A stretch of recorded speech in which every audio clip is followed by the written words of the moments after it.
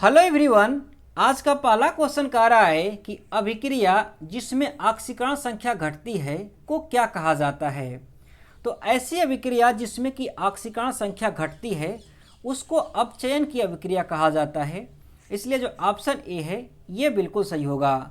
अगर हम लोग बात करें कि ऑक्सीकरण संख्या घटती है इसका क्या तात्पर्य है, तो किसी भी पदार्थ की अगर ऑक्सीकरण संख्या घटती है तो इसका मतलब ये हुआ कि उस पदार्थ से जो है वो इलेक्ट्रॉन निकल रहे हैं, अर्थात उस पदार्थ के इलेक्ट्रॉनों में जो है वो ह्रास हो रहा है। और ऐसी अभिक्रिया जहाँ पर भी हो जहाँ के इलेक्ट्रॉनों का ह्रास होता है उस अभिक्रिया को जो है कि अपचयन की अभिक्रिया कहा जाता है। इसको आप ध्यान रखिएगा। और इसके अलावा अगर हम लोग बात करें कि अपचयन की अभिक्रिया को और कैसे पहचाना जा सकता है, तो अपचयन की अभिक्रिया में आपको कहीं ना कहीं देखने को मिलेगा कि इसमें जो है वो हाइड्रोजन परमाणु जो कहीं ना कहीं मुक्त होता हुआ दिखेगा अपचयन की अभिक्रिया में। इसके अलावा अगर हम लोग बात करें तो जो अपचयन की अभिक्रिया होती है इसमें आपको ऑक्सीजन गैस कहीं ना कहीं आकर के जुड़ती हुई दिखेगी। ये तीनों में से कोई ना कोई कंडीशन आपको दिखेगा और जहाँ पर भी दिखे वो अभिक्रिया कैसी होगी, तो वो अभिक्रिया जो है वो अपचयन की अभिक्रिया होगी। इसके अलावा अगर हम लोग बात करें कि उपचयन की अभिक्रिया क्या होती है, तो जो उपचयन की अभिक्रिया होती है ठीक इसके विपरीत होती है। अर्थात जो उपचयन की अभिक्रिया होती है उसमें इलेक्ट्रॉनों का ह्रास नहीं होता, बल्कि इलेक्ट्रॉनों की जो संख्या होती है इसमें जो है वो आकर के बढ़ जाती है। अर्थात इसमें जो है वो इलेक्ट्रॉनों का लाभ होता है उपचयन की अभिक्रिया में। और हाइड्रोजन की बात करें तो जो हाइड्रोजन परमाणु होता है वो आकर के कहीं ना कहीं जुड़ता है उपचयन की अभिक्रिया में, इसको आप ध्यान रखिएगा। और जो ऑक्सीजन होती है वो कहीं न कहीं इस उपचयन की अभिक्रिया में वो जो है वो मुक्त होती है, अलग होती है उपचयन की अभिक्रिया में, इसको आप ध्यान रखिएगा। ये जो उपचयन और अपचयन है इन दोनों को अगर आप कंपैरिजन करके देखेंगे तो बड़े ही आसानी से आप इसको समझ पाएंगे। और ये जो क्वेश्चन है ये बीपीएससी के द्वारा टीआरई 2 में पूछा गया था। ऐसे ही हर एक क्वेश्चन की टैगलाइन आपको यहाँ पर देखने को मिल जाएगी। और इस वीडियो में हम लोग रसायन विज्ञान से जितने भी क्वेश्चन बीपीएससी के द्वारा टीआरई में पूछे गए थे वो सारे क्वेश्चंस डिस्कस करने वाले हैं। अगर ये वीडियो आपको अच्छी लगती है तो वीडियो को लाइक करिएगा। बाकी ये वीडियो आपको कैसी लगी आप हमें कमेंट बॉक्स में भी ज़रूर बताइएगा। नेक्स्ट क्वेश्चन, ये क्वेश्चन कह रहा है कि फलों को ज़बरदस्ती पकाने के लिए निम्नलिखित में से किस गैस का उपयोग किया जाता है। तो फलों को ज़बरदस्ती तरीके से पकाने के लिए एथिलीन गैस का प्रयोग किया जाता है। इसलिए जो ऑप्शन बी है ये बिल्कुल सही होगा। अगर हम लोग एथिलीन की बात करें तो जो एथिलीन गैस होता है यह एक रंगहीन गैस होता है। कैसा गैस है, तो यह एक रंगहीन गैस है। इसको आप ध्यान रखिएगा क्योंकि ये एग्जाम में पूछी जा चुकी है। इसके बाद ये जो एथिलीन गैस है इसका रासायनिक सूत्र क्या होता है, तो इसका रासायनिक सूत्र होता है C2H4। इसको भी आप ध्यान रखिएगा।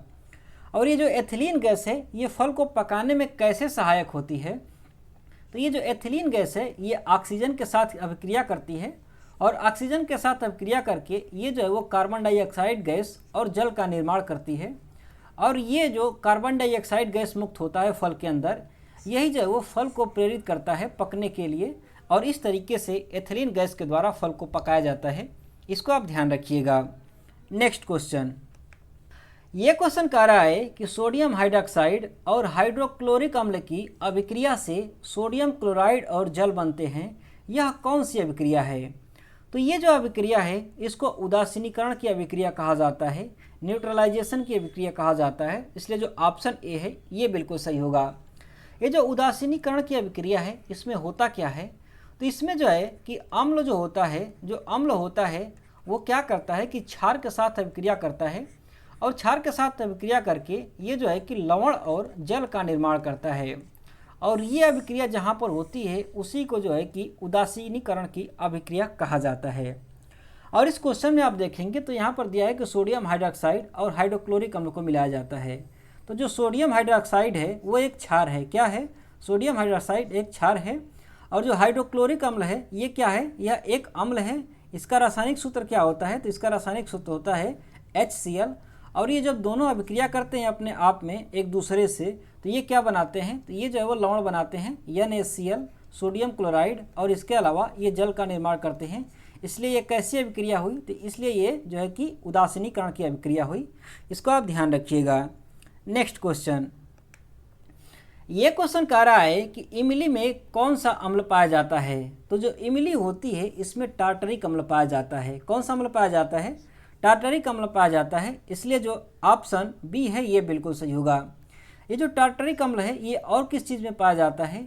तो ये जो है वो अंगूर में भी पाया जाता है। इसको भी आप ध्यान रखिएगा। एक बार पूछा था कि अंगूर में कौन सा अम्ल पाया जाता है, तो वो पाया जाता है टार्टरिक अम्ल। अगर हम लोग बात करें कि लैक्टिक अम्ल किस में पाया जाता है, तो जो लैक्टिक अम्ल होता है वो दूध में पाया जाता है। किस में पाया जाता है? दूध में पाया जाता है। इसको भी आप ध्यान रखिएगा। इसके अलावा अगर आपसे पूछे कि नींबू में कौन सा अम्ल पाया जाता है, तो जो नींबू होती है उसमें सिट्रिक अम्ल पाया जाता है। क्या पाया जाता है? तो इसमें जो है वो सिट्रिक अम्ल पाया जाता है। इसको आप ध्यान रखिएगा। इसके अलावा अगर आपसे पूछे कि सेब में कौन सा अम्ल पाया जाता है, तो जो सेब होता है उसमें मैलिक अम्ल पाया जाता है। कौन सा अम्ल पाया जाता है? मैलिक अम्ल पाया जाता है। इसको आप ध्यान रखिएगा। इसके अलावा अगर आपसे पूछ ले कि जो सिरका होता है इसमें कौन सा अम्ल पाया जाता है, तो जो सिरका होता है उसमें एसिटिक अम्ल पाया जाता है। कौन सा?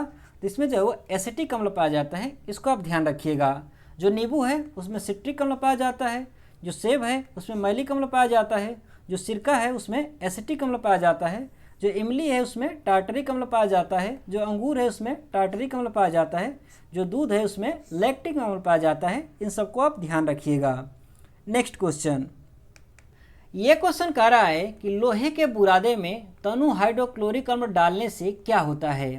तो जब लोहे के बुरादे में तनु हाइड्रोक्लोरिक अम्ल डाला जाता है तो इसमें जो है वो आयरन क्लोराइड का निर्माण होता है और इसके अलावा हाइड्रोजन गैस निकलती है।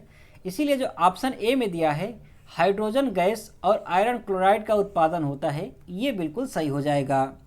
Next question. ये क्वेश्चन कह रहा है कि निम्नलिखित में से किसका पीएच मान 7 से अधिक होता है।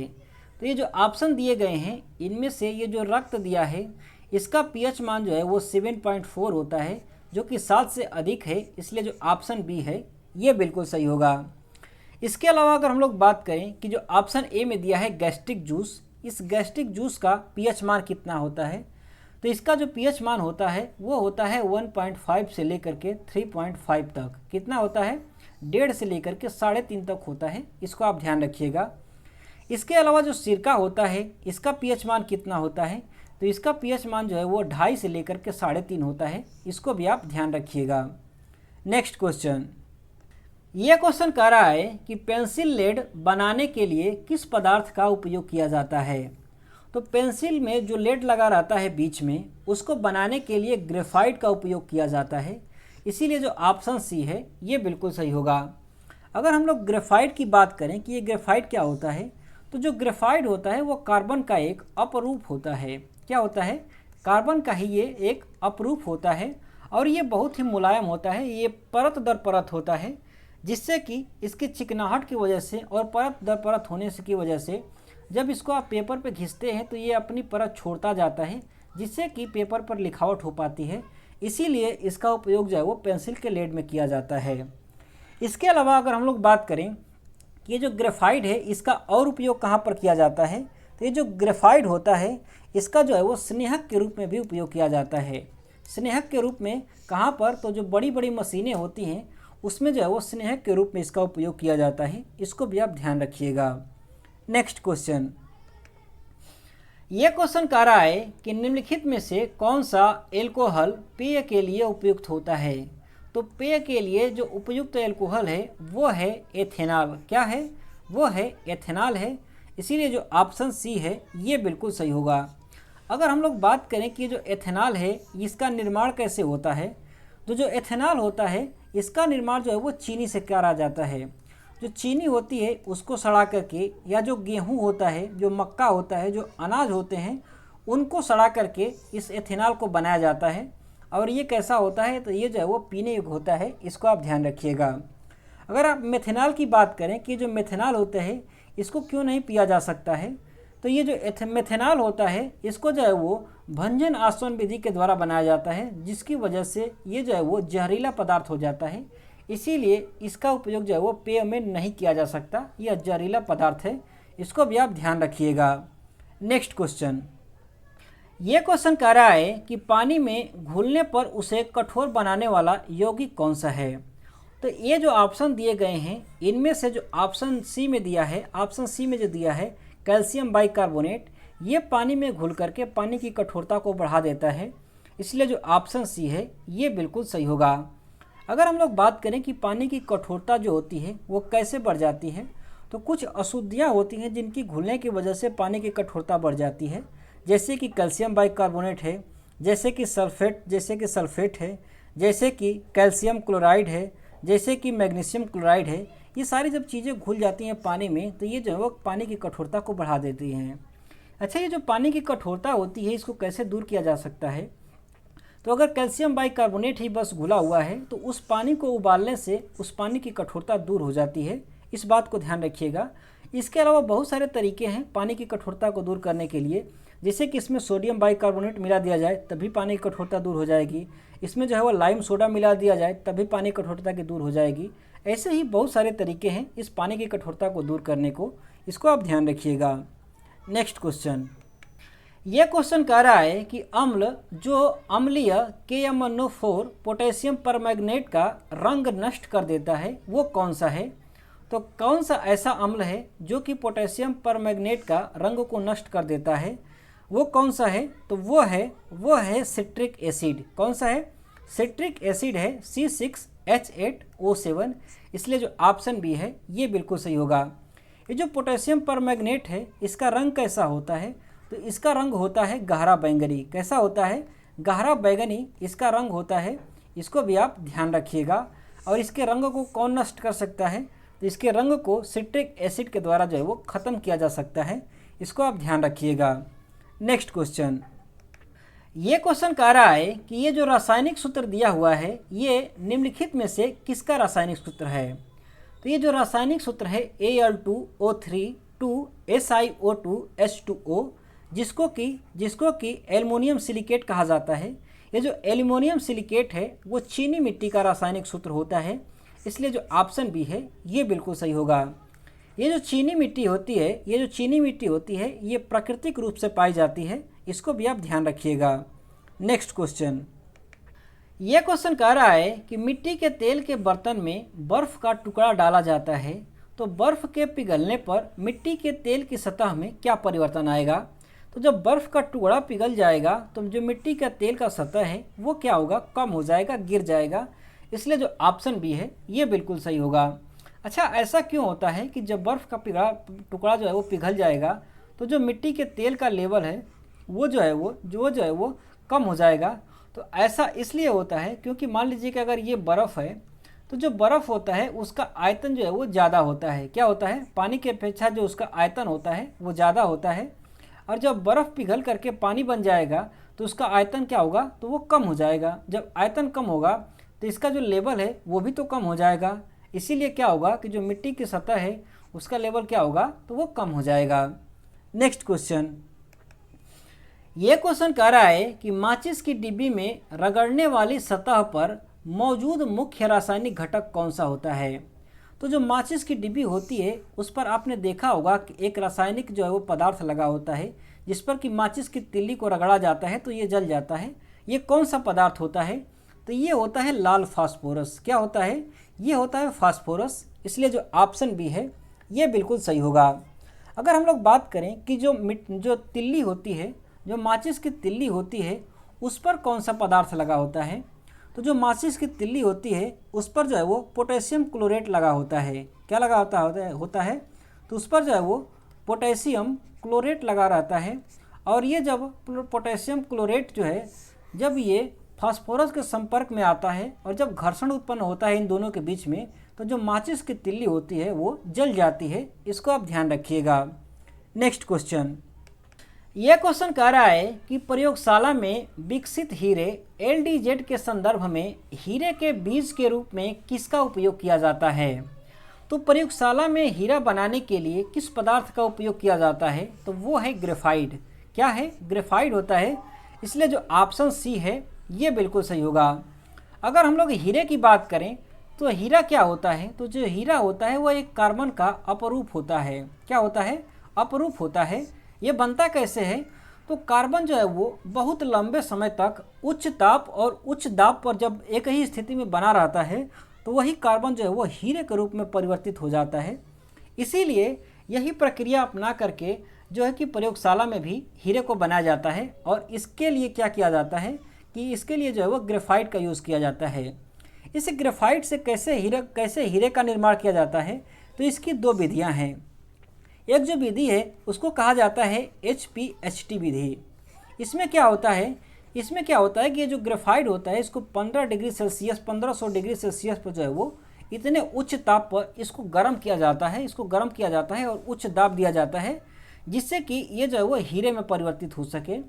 और इसकी एक और विधि है और इस विधि को कहा जाता है CVD विधि। और ये जो CVD विधि होती है इसमें क्या होता है कि एक कमरे में जो है वो पूरी तरीके से कार्बन डाइऑक्साइड भर दिया जाता है और उसमें जो है वो ग्रेफाइट रख करके इसका टेम्परेचर जो है वो 800 डिग्री तक बढ़ा दिया जाता है, जिसकी वजह से लंबे समय तक ऐसे रहने से ये जो है वो हीरे में परिवर्तित हो जाता है और इसी को जो है वो आर्टिफिशियल हीरा कहा जाता है। इसको आप ध्यान रखिएगा।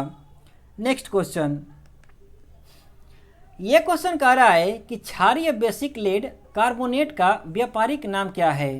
तो जो बेसिक लेड होता है इसका व्यापारिक नाम जो है वो सफ़ेदा है। क्या है? वाइट लेड या सफ़ेदा कहा जाता है। इसलिए जो ऑप्शन ए है ये बिल्कुल सही होगा। ये जो सफ़ेदा है या वाइट लेड है इसका उपयोग कहाँ पर किया जाता है?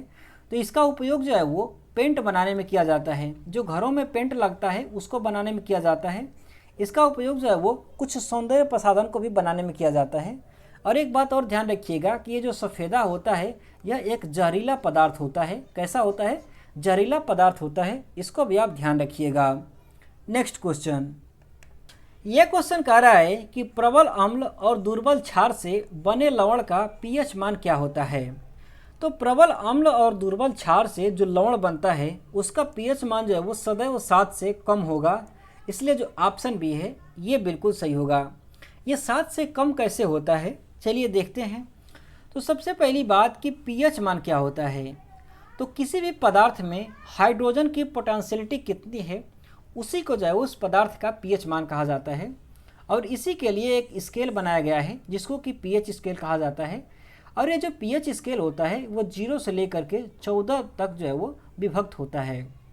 और इसके बीच में जो 7 पड़ता है और जिस भी पदार्थ का pH मान 7 होता है उस पदार्थ को उदासीन कहा जाता है। क्या कहा जाता है? तो उसको जो है वो उदासीन कहा जाता है। और जिस भी पदार्थ का pH मान जो है वो 7 से कम होता है उसको जो है वो अम्ल कहा जाता है।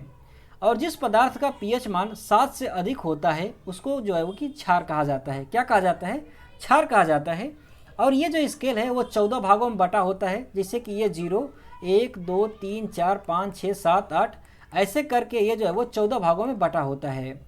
और जैसे आप 0 की तरफ जाएंगे, जैसे ही 0 की तरफ बढ़ते जाएंगे वैसे ही अम्ल की प्रबलता जो है वो बढ़ती जाती है। और जैसे आप 14 की तरफ बढ़ते जाएंगे वैसे ही क्षार की प्रबलता जो है वो भी बढ़ती जाती है। तो ये क्वेश्चन कह रहा है कि अगर प्रबल अम्ल और दुर्बल क्षार को मिलाया जाए तो प्रबल अम्ल क्या हुआ? तो जो प्रबल अम्ल होगा वो 0 के करीब होगा। तो मान लीजिए कि मैंने यहाँ से मान लिया कि कोई भी पदार्थ जिसका pH 2 है वो क्या होगा? प्रबल अम्ल होगा। और ये कह रहा है कि दुर्बल क्षार को मिला जा रहा है। तो दुर्बल क्षार क्या होगा? तो ऐसा क्षार जो कि 7 के करीब होगा वो दुर्बल होगा और 14 की तरफ होगा वो क्या होगा? प्रबल होगा। तो कह रहा है कि दुर्बल मिलाया जा रहा है। और मैंने मान लिया कि यहाँ पर कोई पदार्थ है जिसका कि pH मान जो है वो 10 है। क्या है? pH मान उसका 10 है। अगर pH मान 10 होगा तो वो क्या होगा? दुर्बल क्षार होगा। तो ये रहा प्रबल अम्ल और ये रहा दुर्बल क्षार। अब जब इसको मिलाएंगे तो इसका औसत आप निकालिए तो क्या हो जाएगा? 2 + 10 बटे में आप 2 से भाग देंगे तो ये क्या हो गया? 6 हो गया।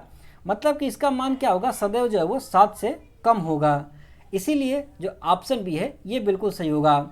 अगर ठीक ऐसे ही आपसे अगर क्वेश्चन पूछ लेता है कि अगर दुर्बल अम्ल को और प्रबल क्षार को मिलाया जाता है तो उसका pH मान क्या होगा? तो जब दुर्बल अम्ल और प्रबल क्षार को जब मिलाएंगे तो उसका pH मान जो है वो सदैव 7 से अधिक होगा। इसको आप ध्यान रखिएगा।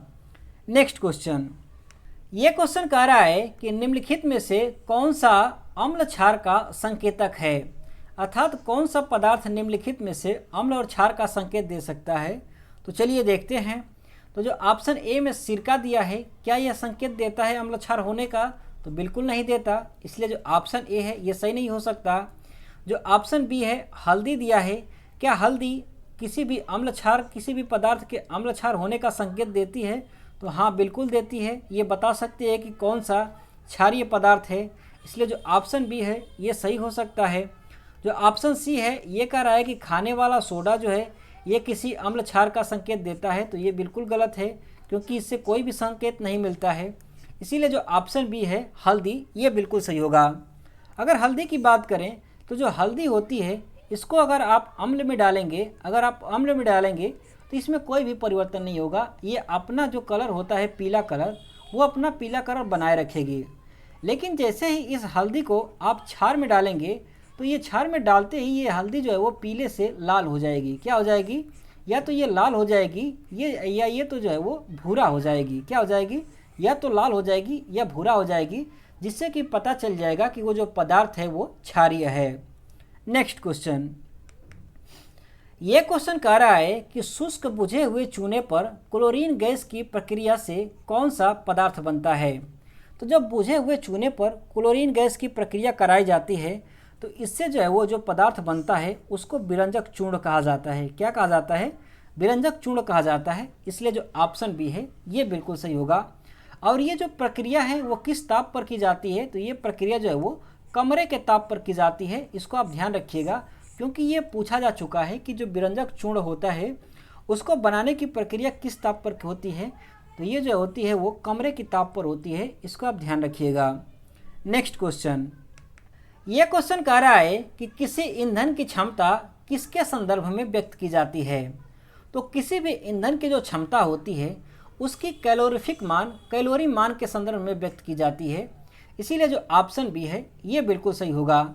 अच्छा, कैलोरिक मान क्या होता है? तो कैलोरिक मान कुछ इस प्रकार होता है कि मान लीजिए कि 1 किलो कोयला है, मान लीजिए कि ये 1 किलो कोयला है, अगर इसको जलाया जाता है तो इससे कितनी ऊर्जा मिलेगी, और जितनी भी ऊर्जा मिलती है उसी को जो है वो कोयले की कैलोरीफिक मान कहा जाता है। नेक्स्ट क्वेश्चन, यह क्वेश्चन कह रहा है कि धातु निष्कर्षण में निम्नलिखित में से किसका उपयोग किया जाता है? तो अयस्कों से धातु के निष्कर्षण में जो है कि कोक कोयले का उपयोग किया जाता है। इसीलिए जो ऑप्शन ए है ये बिल्कुल सही होगा। अच्छा, ये कोक क्या होता है? तो जो कोक होता है यह एक कोयले का प्रकार होता है। ऐसा कोयला जिसमें कि कार्बन जो है वो 98% तक हो, उसी को कोक कहा जाता है। इसमें बहुत ही कम अशुद्धियाँ होती हैं, इसीलिए इसको जो है वो धातु को शुद्ध करने में इसका उपयोग किया जाता है। अगर कोयले की बात करें हम लोग, तो कोयला जो होता है उसमें कार्बन की मात्रा के आधार पर कोयले को कई भागों में बांटा जाता है। जो सबसे शुद्ध कोयला होता है उसको कोक कहा जाता है। उसके बाद एंथ्रेसाइड होता है, उसके बाद बिटुमिनस होता है, उसके बाद पिट कोयला होता है। बहुत सारे प्रकार होते हैं कोयले के, इसको आप ध्यान रखिएगा। नेक्स्ट क्वेश्चन, ये क्वेश्चन कह रहा है कि शुद्ध पानी की तुलना में अशुद्ध पानी का क्वथनांक क्या होता है? तो शुद्ध पानी की तुलना में अगर देखा जाए तो जो अशुद्ध पानी होता है उसका क्वथनांक जो है वो बढ़ जाता है। क्या हो जाता है? बढ़ जाता है। इसलिए जो ऑप्शन बी है ये बिल्कुल सही होगा। ऐसा क्यों होता है? क्योंकि जो अशुद्धियाँ होती हैं पानी में, ये क्या करती हैं कि ये जो है वो प्रेशर बनाती हैं, और इसी प्रेशर की वजह से जो क्वथनांक है इसके लिए एनर्जी की और ज़्यादा एनर्जी की आवश्यकता पड़ती है। इसीलिए अशुद्ध पानी का जो क्वथनांक होता है वो बढ़ जाता है।